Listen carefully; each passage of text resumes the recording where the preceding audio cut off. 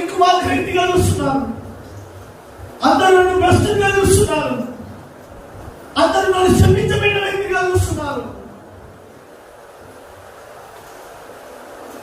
నేను ఎక్కడికి పోవాలి దేవా అని ఆలోచించుకుంటే ఈ తల్లికి గుర్తుకొచ్చింది, మా ఏలియా ప్రవక్త ఉన్నాడు, ఆయనకు అర్థమైంది నా బాధ ఏందో, ఆయనకు అర్థమైంది నా కన్నీరేందో, ఆయనకు అర్థమైంది నా దుఃఖం ఏందో. నేను ఆయన దగ్గరికి పోతాను. ఎవరైనా ఎప్పుడైనా ఈ లోకాన్ని వదిలిపెట్టి పోవాల్సిందే.